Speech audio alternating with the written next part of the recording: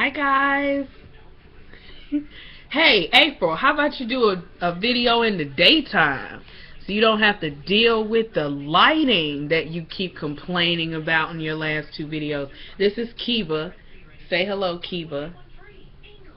He is more concerned about the chicken tenders and potato salad that was on my fingers a few seconds ago. Okay, I can't waste any time because I have a plethora of information to give you guys, and I only have 15 minutes to do it in. This may end up being a part 1, part 2 video. I'm not sure if I can squeeze everything in 15 minutes because I had a doctor's appointment today, and I am so excited to share all the information that I have from the doctor's appointment. I even made notes in my phone. Like, first of all, can I just quickly say about my Samsung Galaxy S4? I have kept this phone for a year now. It has been a year since I have gotten a new phone. If you know me, you know that I switch phones every 5 minutes. As soon as the newest phone comes out, I'm trying to get it. I have fell in love with the Samsung Galaxy S4. I've always been an Android head, and I don't care for Apple products that much. I'm talking to you right now from a Google Chromebook, so it's always been my thing. Well, I was doing my walk in my neighborhood and I dropped my phone. I've never dropped my phone, ever. I've never cracked the screen. So I cracked the screen on this phone. You can't tell, but it has a nice solid line straight through the center of it. So I did an insurance claim today. Shout out to Verizon and their insurance. I did an insurance claim today, and I'm supposed to be getting my new phone in the morning, and I'm kind of heartbroken because I've had this phone for so long, and I'm praying that I've backed up everything on it properly so that I get all my pictures, all my color notes, everything that's on here. Okay, done with that. I actually have a YouTube topic. Can you see that? Can you see? Okay, I'm wasting time.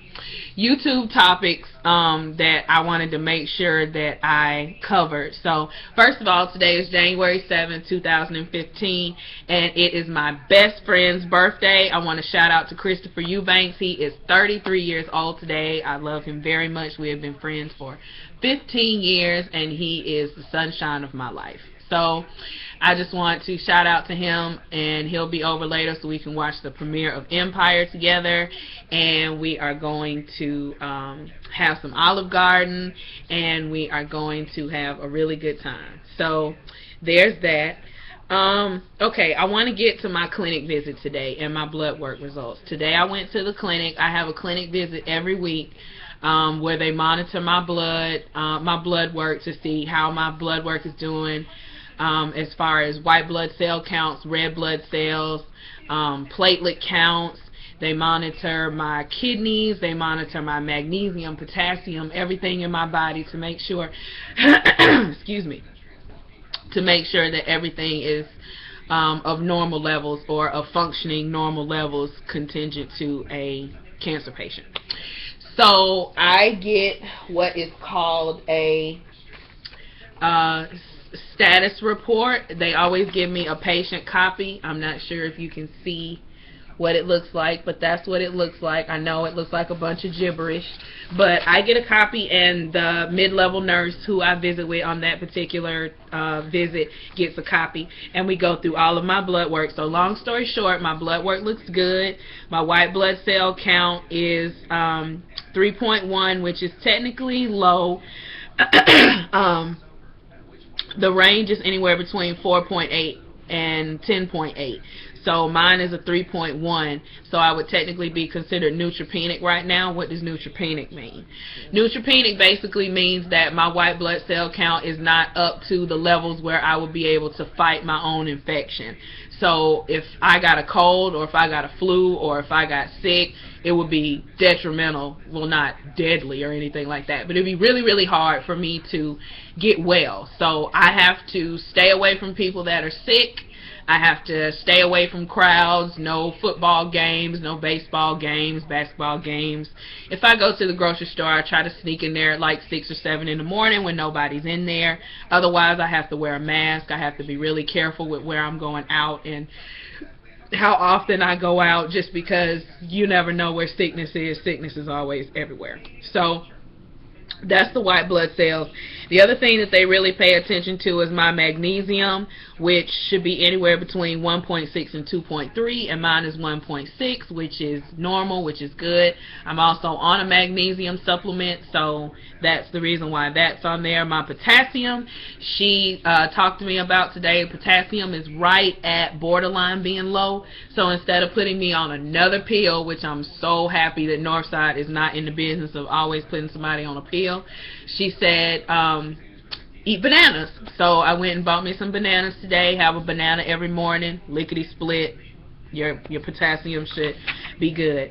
My kidneys are great, which is really good, because if you remember from my last video, I was telling you guys, or my first video, or whichever one I mentioned it on, I was telling you guys that I had to have bladder stents put into my bladder so that my kidneys would drain properly. So I've always been really aware of, you know, paying attention to those kidney numbers, making sure that I'm drinking enough water and that I am doing everything that I need to do to keep my kidneys functioning well. So I get down about half my weight in water a day. I'm 165, so I try to drink about 90 something ounces of water a day.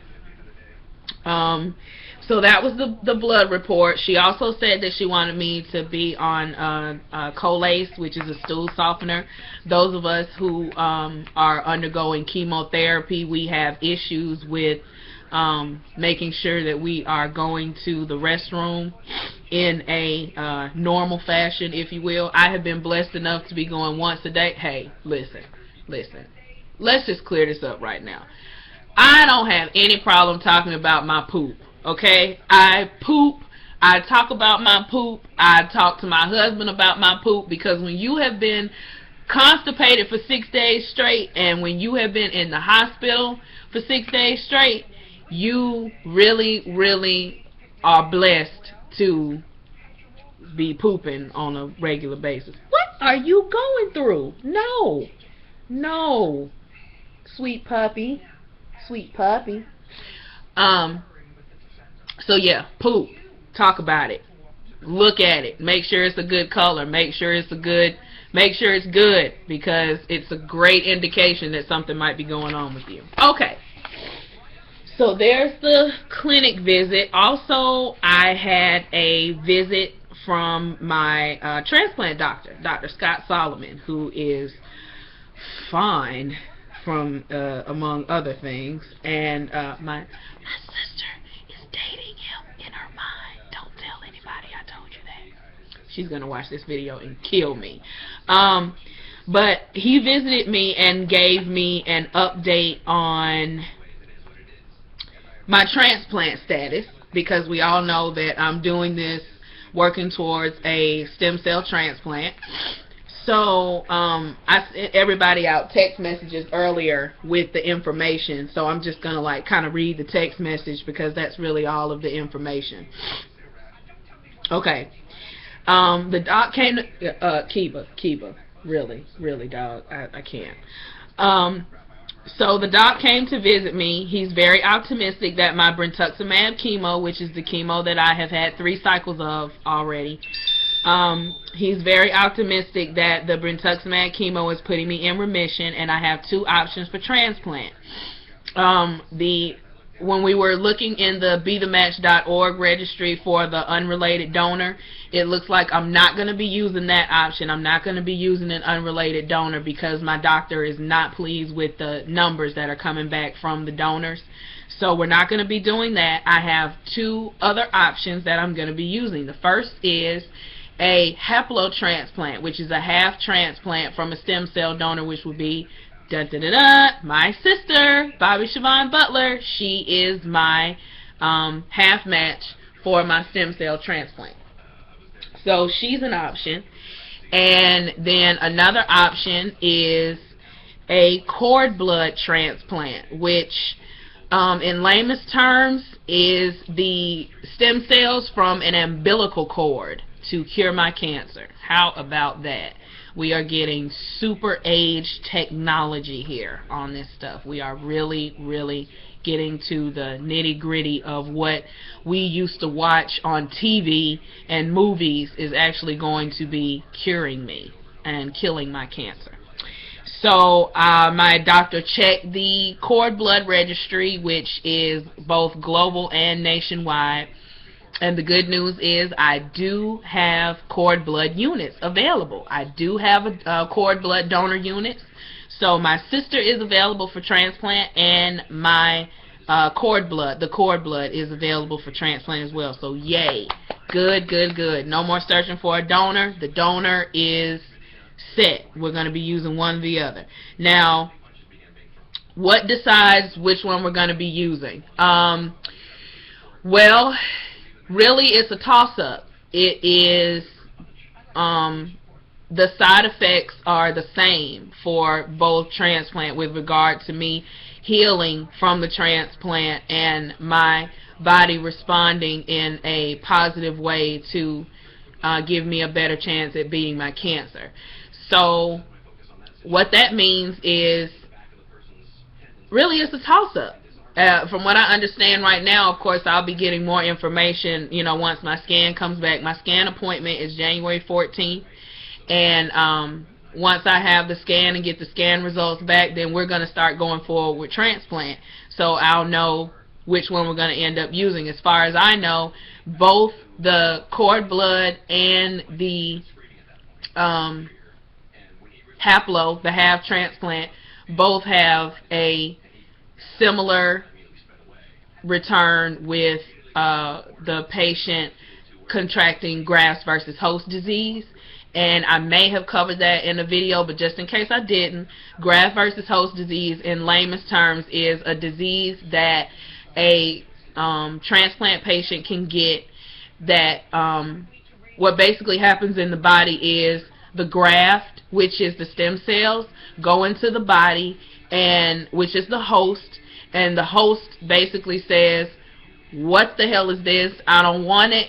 I recognize that something is foreign in my body, and it starts to reject it. The way that it starts to reject it will be in the form of a cold or a flu or a skin rash. The good thing about graft versus host disease is that it is technically a good thing, because what it means is your body recognizes that something new is coming in, and it has to decide how it's going to coexist with it, if you will. So both the haplo transplant and the cord blood transplant both have the same outcome with graft versus host disease. Anybody who gets any type of transplant, whether it's a full transplant from a fully matched sibling, which is what we really want, but I don't have, a fully matched unrelated donor, which I don't have, which would be a good fit, a half-matched sibling, which is good, and a half-matched unrelated donor, or fully matched unrelated donor, which I said in the last video is equivalent to a half-matched sibling. So any of these transplant options, including a cord blood option, those, we all run the risk of getting graft versus host disease. What's going to carry me is, as my doctor would say, my youth is going to carry me, and my health that I've been so healthy to begin with, that's going to carry me as well. So it's looking good. We're looking good. The numbers are looking good. I'm on track for everything. My body is doing what it's supposed to be doing. I'm at 14 minutes and counting. So I think I may do a part 2 video. I'm going to upload this video as part 1 and cover the rest of my stuff on my list, which isn't that much. The next video definitely won't be as long. But I'm going to stop this video now and let this be part 1 of my 2 set of videos, and I'll see you guys in the next video, okay? Peace.